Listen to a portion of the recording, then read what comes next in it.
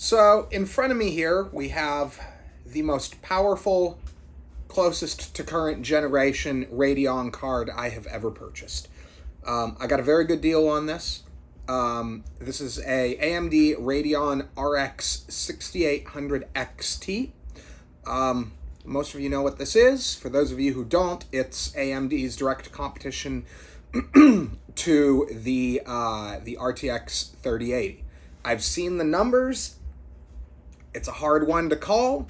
I would say at pure raw performance, the Radeon card is, from everything I have seen, slightly below the RTX 3080. I'm sorry, I know there's going to be people that get mad at me for that, but I've seen too many numbers to dispute that that's probably the case. I do own both cards. I have 3080s and RX 6800 XTs. I haven't had a chance to actually do a head-to-head. But in this video, I wanted to talk about why AMD cards generally don't do very well.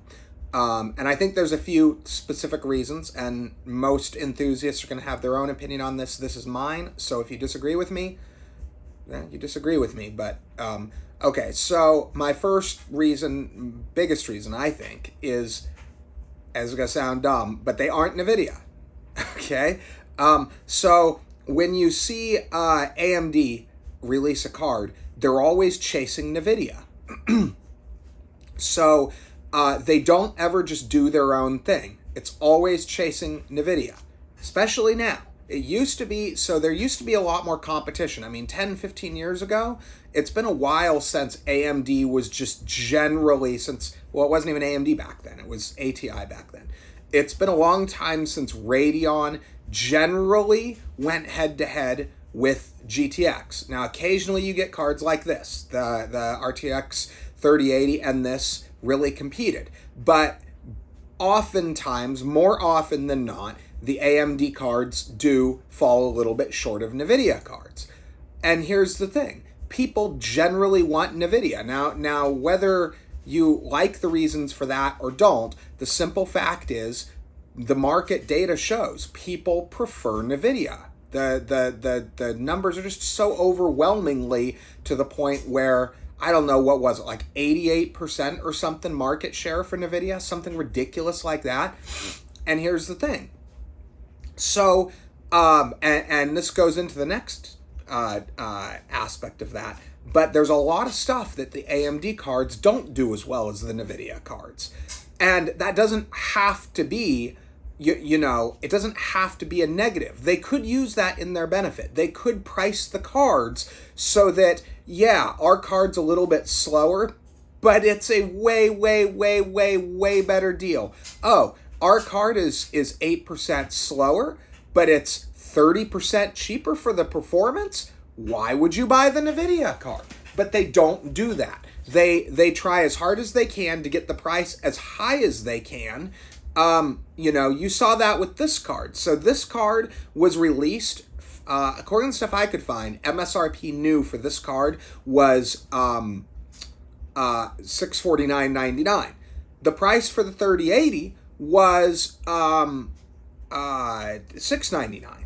Now, granted, we all know what happened, but then that brings up a whole nother thing. We all know what happened with the 3080, but see, did AMD take advantage of that? Not really. Did they come in riding on their white horse? Not really. Not any more than they absolutely had to. They did all the same BS that Nvidia did, releasing cards at prices that they shouldn't have been. I can't remember which one it was. Was it maybe the 6600? I can't remember. One of their low-end cards was just the same terrible value that everybody said the Nvidia cards were. And the only reason why they didn't sell it for as much as a Nvidia competing card was because they couldn't. It's kind of like so I used to work in cars a lot. Right now, a Chevy Tahoe goes for the same price. A top spec Chevy Tahoe goes for the same price, something like $85,000. I don't know, that maybe they've gone up since I was there, but I was signing for $85,000 Chevy Tahoes off of the trucks 3 years ago. You could get a BMW X7 for that price. Now, It's probably true the Tahoe is as reliable, maybe more reliable, maybe a lot more reliable than the X7. But the X7 has curb appeal, right? People want the X7. They buy the X7 because they've got a BMW in their driveway. This is the same thing.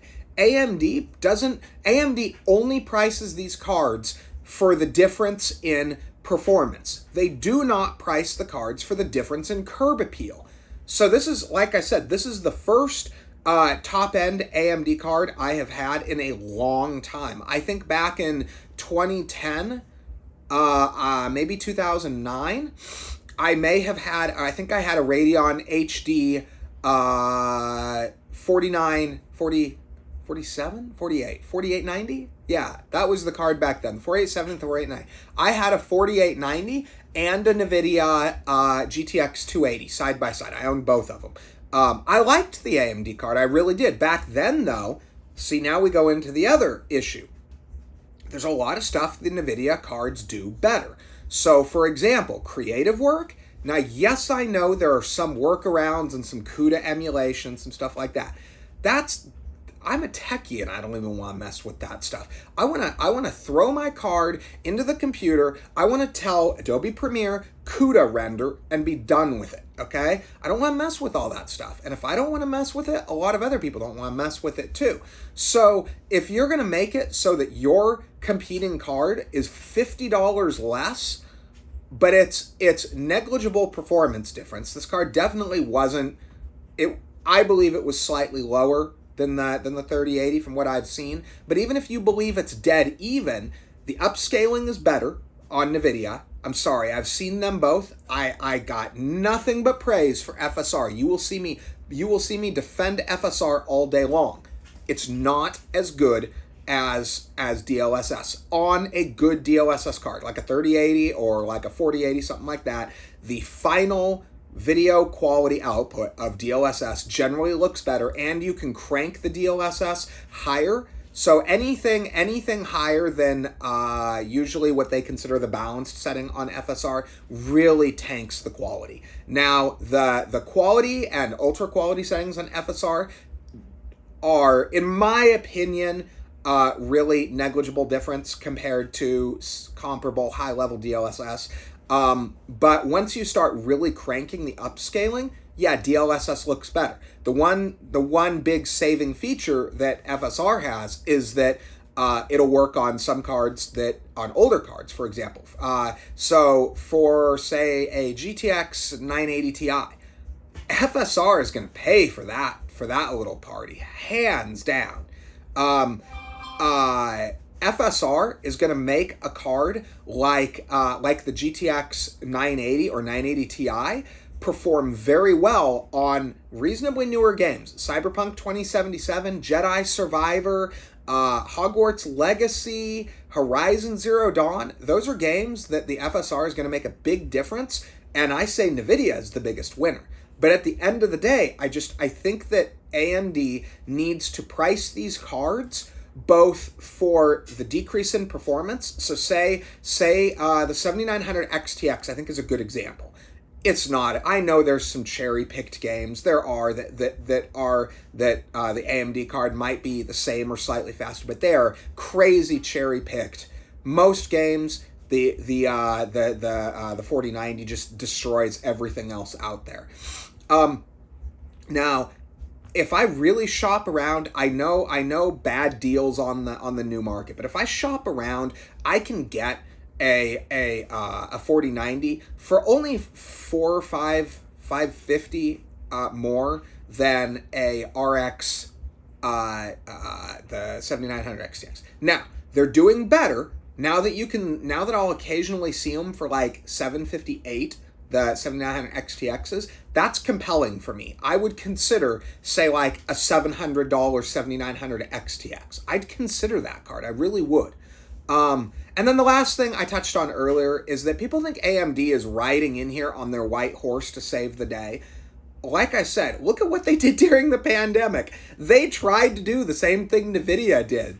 They mostly did do the same thing Nvidia did. So they're not taking advantage of Nvidia's What's the phrase? They're bad. They're bad. The bad PR that Nvidia has for prices. They're not taking advantage of the bad PR and saying 4070 Ti. What was that card? 600, 599, something like that.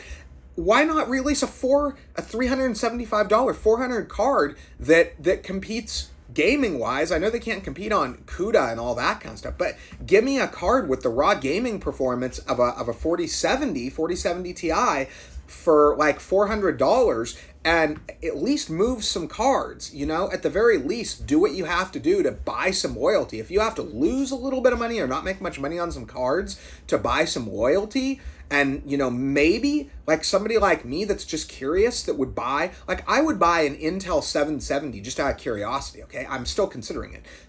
Give me a reason to do that with the AMD card. That's that's my opinion. Anyway, you can agree, you can disagree. These are kind of my rambling thoughts on the matter. I hope you guys find this interesting, and thanks for watching the video.